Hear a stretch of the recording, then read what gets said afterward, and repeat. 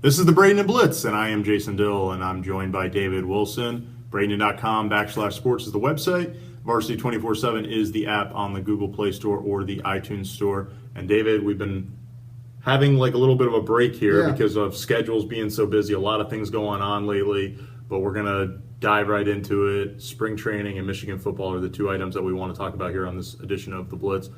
Pirates are back.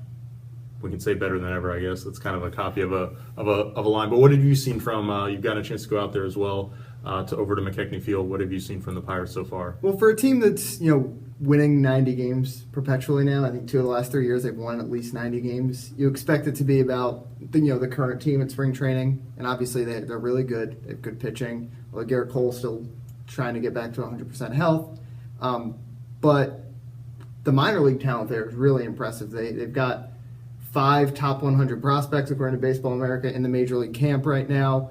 Alan Hansen, who is one of the notable guys who isn't in that top 100, is batting over 500 so far early in spring. Competing for a major league roster spot.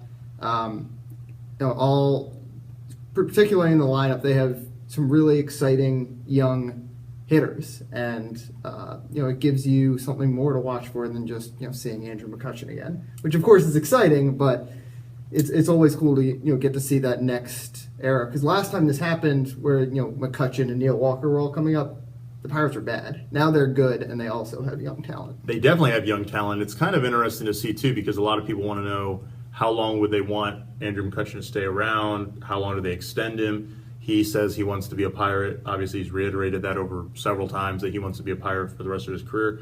But he's obviously getting older. He's going to be approaching his 30s, which we all know is kind of where you have the decline in production. Not to say that's what's going to happen with him. But if you're the Pirates, a small market team, and you're looking at that, well, they have outfielders in their system like Harold Ramirez, who is on a tear with Bradenton last year. He's batting 500 in the spring right now, too. Right, playing for the Marauders. He's just tearing the cover off the ball right now. He had another hit on Tuesday. And so he's doing well. And, of course, Michael Suki, who's a local kid, he had a great year with West Virginia. He's going to be out there. Austin Meadows is another outfielder in their system. So they have these guys that can, if you're looking to the future, and, of course, you mentioned their hitters, other guys like Josh Bell. Josh Bell's gotten Reese McGuire as a top catching prospect. And on the mound, Tyler Glasnow and Jamison Taillon, whenever he gets called up, is going to be – I mean, they have some good pitching prospects. In my opinion, though, they were very fortunate to win 98 games based on how they won a lot of their games last year. Can they keep that up? We'll see. It's a very tough division with the Cubs, who reloaded plenty. The Cardinals are always in the mix. So we'll see what happens with the Pirates. They have to win the division. They've gone to we've talked about it before, they've gone to that wild card format the last 3 years, the little wild card game. I know McCutchen had said that he would like to see it go to a best-of-3 series, because nowhere in the baseball season do you play a one-game series with anybody. And another thing I wanted to touch on, you mentioned earlier, Michigan. They were here in IMG. I didn't get to go out there at all. You were there pretty much all week. What was that scene like? It was a spectacle, and if I'm going to be fair, there was only one open practice for fans, and that was on Friday. There were 5,000 plus was the reported number that was given as far as attendance. There were a lot of fans that were just there. Not everybody made it to the very end of the practice. Practice was kind of cut short early a little bit. They started just before 5 o'clock on last Friday and wrapped up about 8:30ish or so. And it was nice. Coach Jim Harbaugh talked to everybody, but it's really interesting to see that the players were coming down the field. The fans were, it wasn't like this huge ovation or anything for the team that they root for. People were there to see Jim Harbaugh. Yeah, he's a star. That's basically what it's become. It's so interesting to see that fans are not really necessarily rooting for the team as much as they're rooting for the head coach.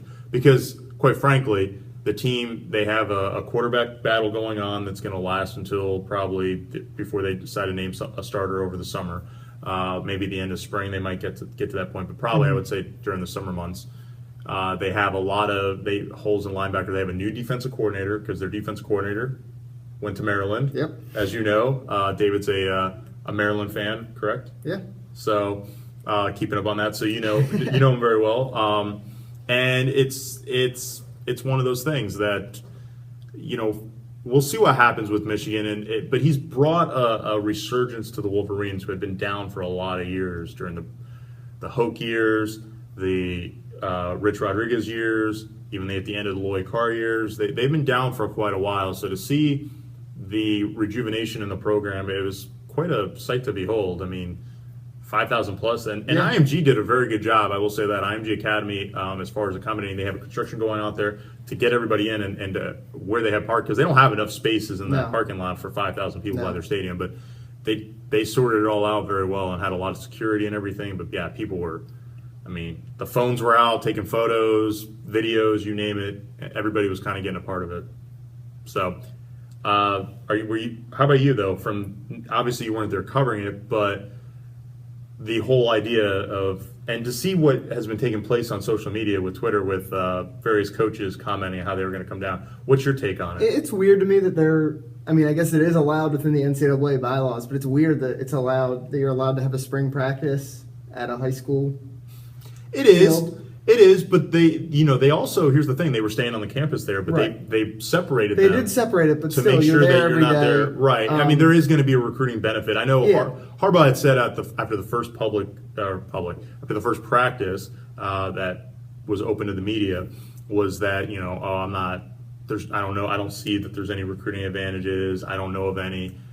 The guy knows how to play the game. He knows it. He knows how to play the game very well. He knows they kind of found a loophole, and I would be surprised if it becomes a trend. But it will be, because here's the thing: if the NCAA doesn't change the rule, if they don't change the rule and they let it happen, you're going to see going to happen. You're going to see not just them do it again, and whether it's at IMG or somewhere else, because he wants to do it again. You'll see the likes of Notre Dame, Georgia, anybody from the SEC, Alabama. These teams will do it, and IMG could be a training ground for practice. It is a training ground for people going to the NFL draft. It's a training ground for baseball players in the off season. It still boggles my mind. 5,000 plus for a spring football practice, but hey, Michigan has got a huge. People like football. People like football. People like Michigan football. There's a lot of tradition there, and obviously, as we know, the Big Ten has probably one of the largest alumni networks in the country.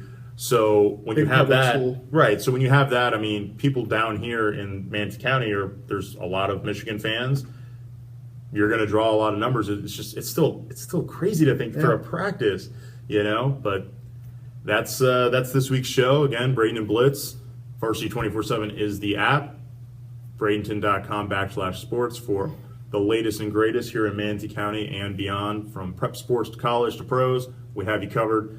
This is Jason Dill for David Wilson, and we'll catch you on the flip side.